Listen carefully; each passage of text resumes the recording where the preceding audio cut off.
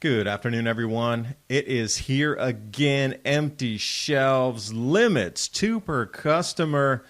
Costco 6 items running low or impossible to get. Everywhere you look, food inflation like a piranha through your wages. Phytophthora fungus wreaking havoc on home gardeners.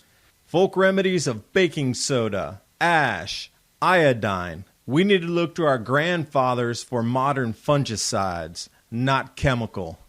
So if you're going to grow your own food, my personal example, one plant yielded this much dried bean.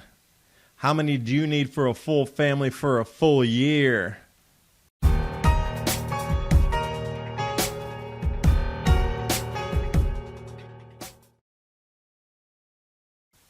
All of this Biden inflation tax talk, what's it really about?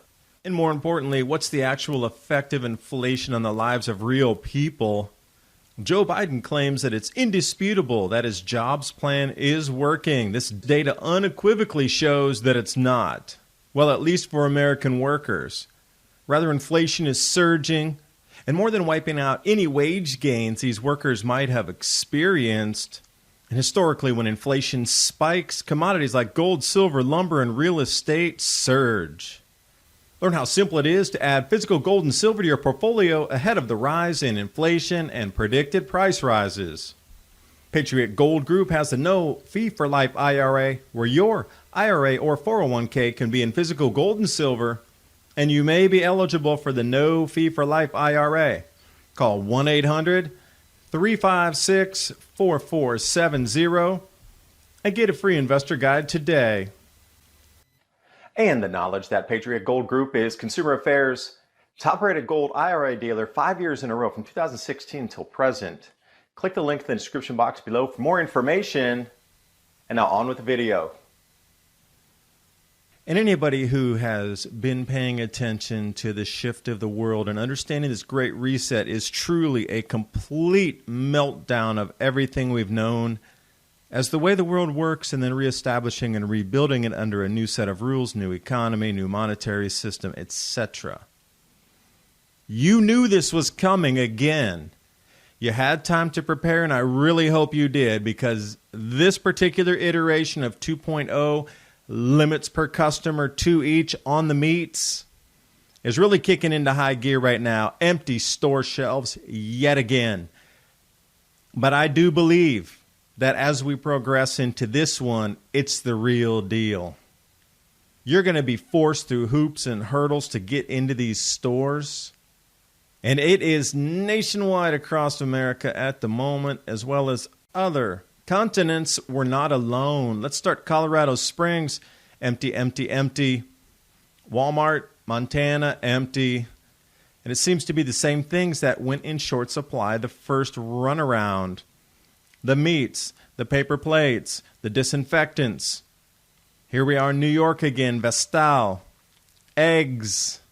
New Jersey, frozen food section, ShopRite. Empty store shelves across America.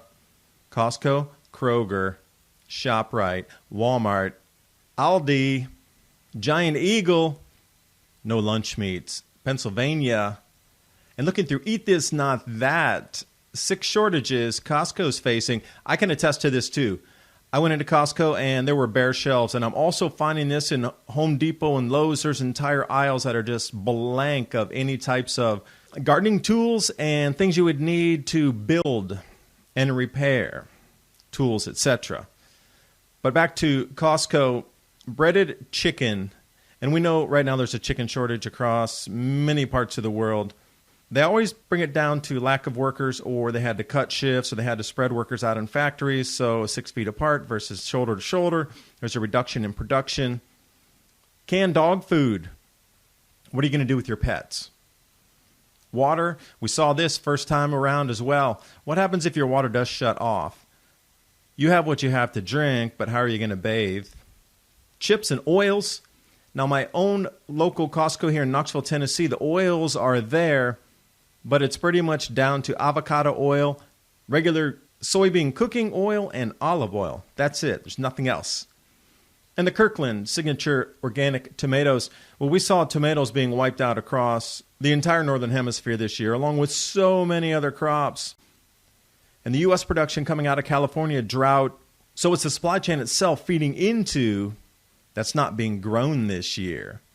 So for those of you unaware, each city and each grocery store, they rely on fleets of trucks to show up each night. Now, if they're going to start asking for papers to come across borders, then our trucking fleets are going to send starvation into the cities. Most major cities are completely unprepared. Now, you saw what happened in New York, unprepared. But when these trucks stop and the restocking stops, this is a very important part. Grocery stores, when the word gets out through social media and freaked out neighbors come tell other neighbors, people are going to run to these stores and empty them out within hours, not weeks, not days. So the whole thing about, there's 3 days of food in a supermarket, not in a panic situation. It is going to go super, super fast. And those things will be bought out first that you would also look for: meat, eggs, medical supplies, bread, that sort of thing. Flour will probably be left on the shelf like it was last time because people aren't cooking. You better go for the Crisco oil, go for the flour, go for the butter.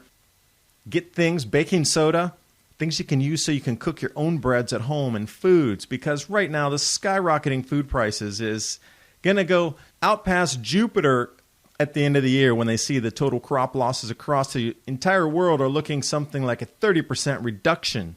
And I know that sounds astounding, and I'm trying to do the research into it, but the preliminary numbers are that massive globally for the amount of crops that we've lost this year. And that includes vineyards and grapes and grains and wheats and barley and corn and sorghum and vegetables and tomatoes and everything in between. If you take it down to that level, all of the foodstuffs across the planet are down 25, 27, or 30%.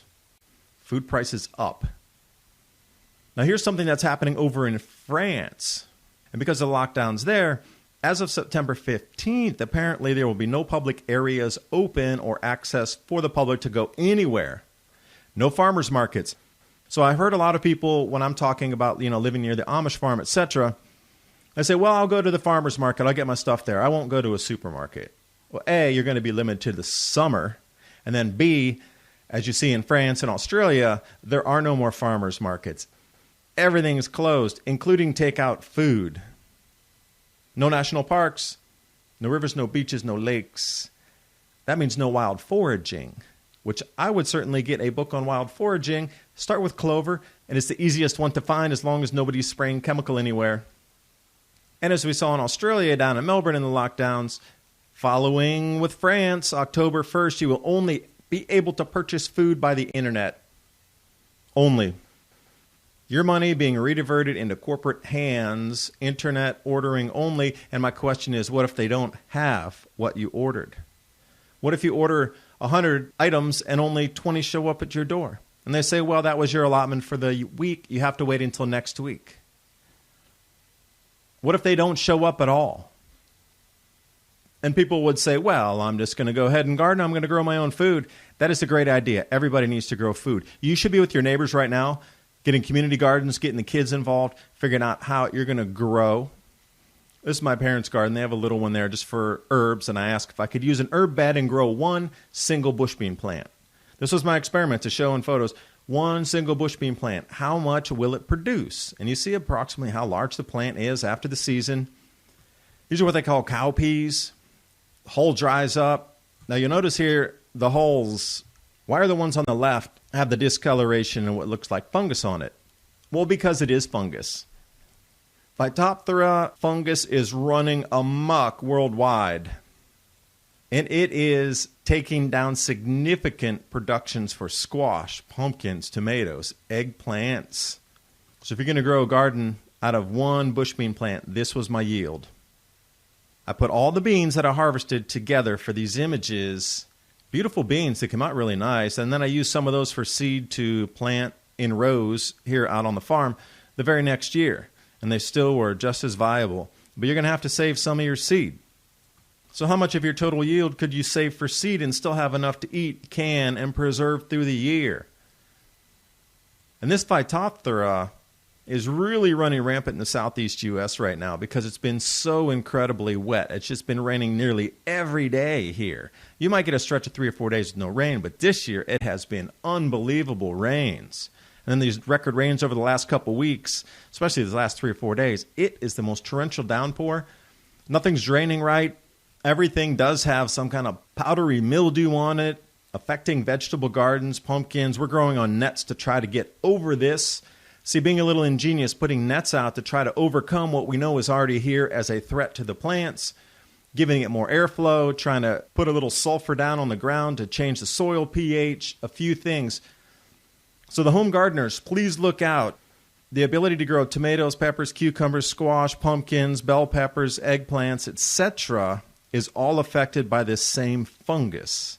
Gets in the roots, it's in the soil, nasty stuff.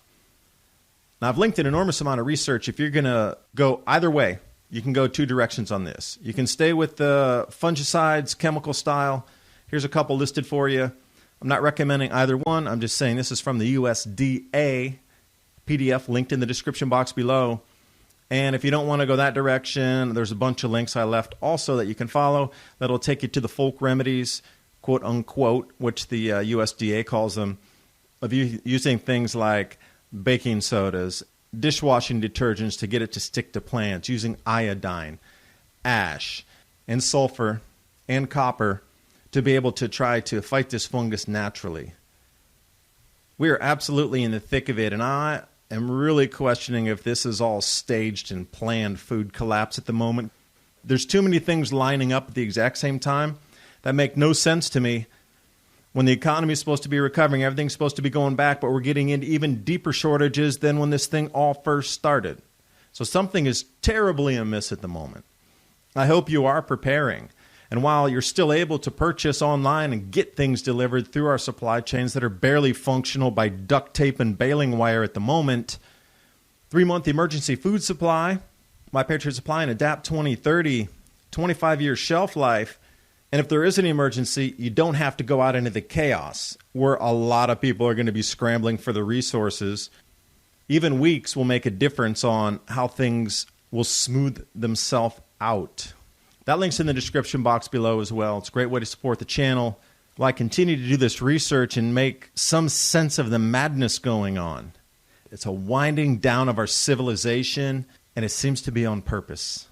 I do thank you for watching. Hope you got something out of the video. Prep it out. It's time, and I'll see you next time.